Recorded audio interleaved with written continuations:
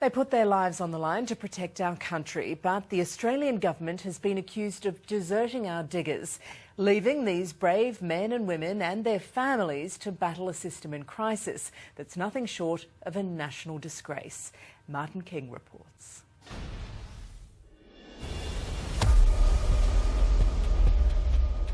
The moon was down, it was pitch black. The goggles didn't work effectively. It was a real risk to fly the helicopter into the ground. It was almost a suicide mission. It was described that way after the fact. I've lost my best friend, I've lost my lover, I've lost my sense of identity. I don't know who I am anymore. From our best and bravest to forgotten heroes. It makes me really sad to think that he died alone, thinking that no one cared. It's the lament of so many veterans, fight against evil on foreign soil, then come home and fight against bureaucracy at the Department of Veterans Affairs. They send them to war, they break them, they've got to fix them.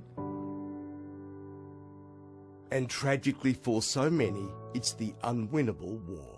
We've had 325 veterans take their life between 2001 and 2015.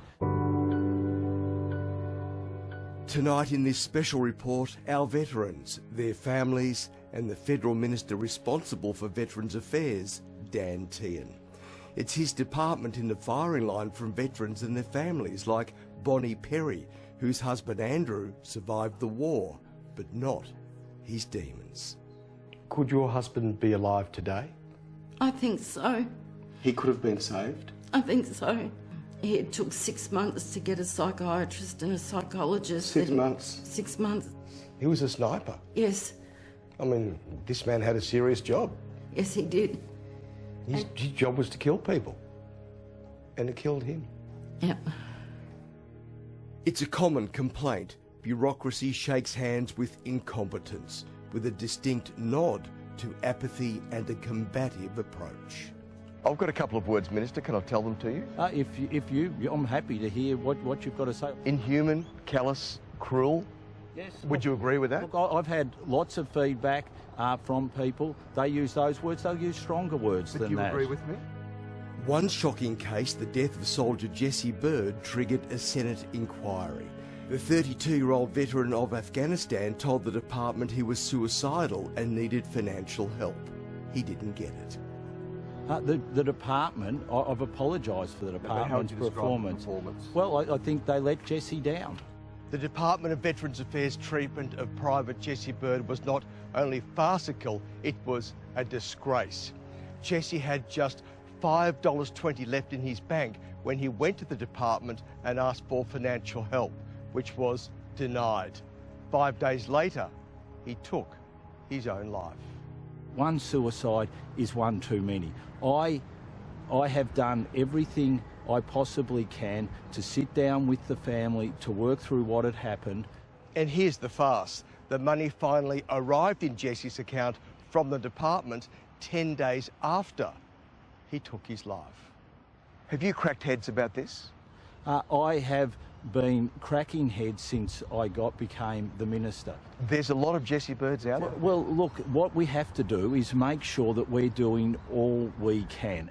After a tour of Iraq as a chopper pilot, Kevin Humphries was doing all he could too to stay sane. It didn't work.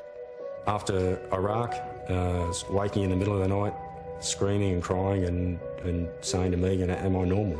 What the hell's going on with me? Kevin, who toured Afghanistan and Iraq, planned his own suicide. At their Brisbane home, his wife Megan took extraordinary steps to protect their 3 children. I didn't want them to find Dad that way.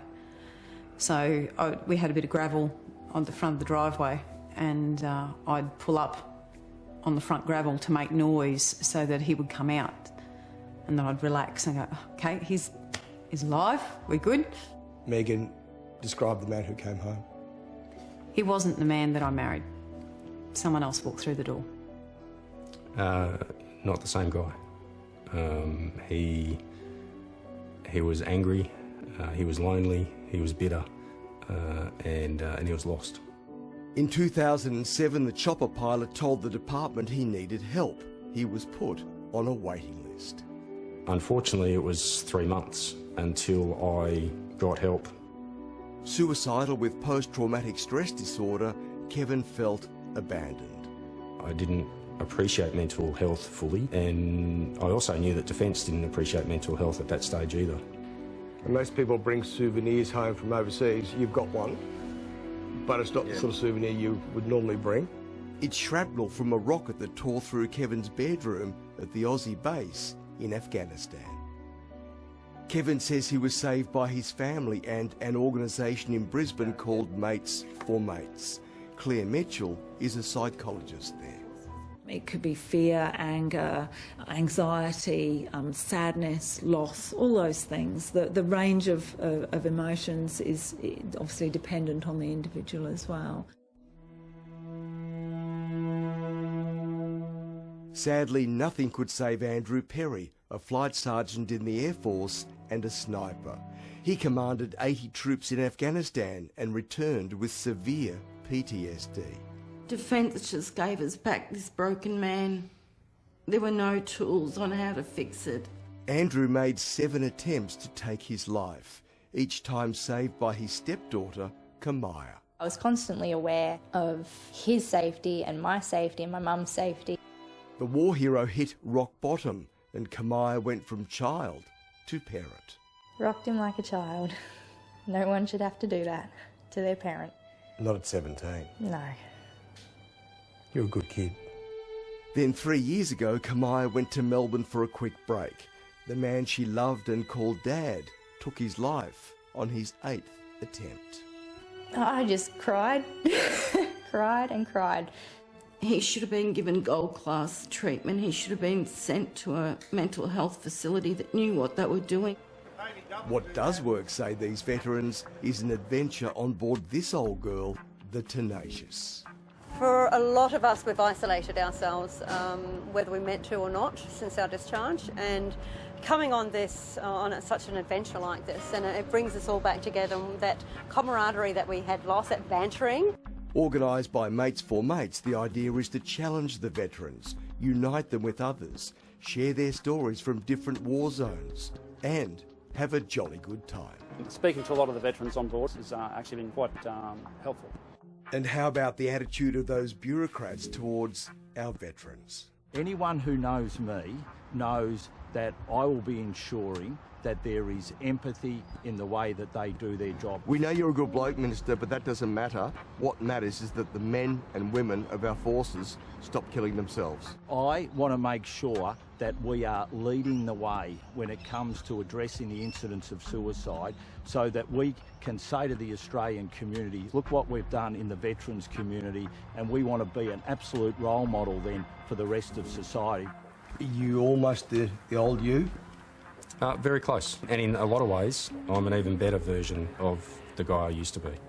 Do you agree with that? Yeah, I do. Well, you've got the old boy back. Yeah, I do. And he's not even old. No, he's not. Good, so the vets can rely on you.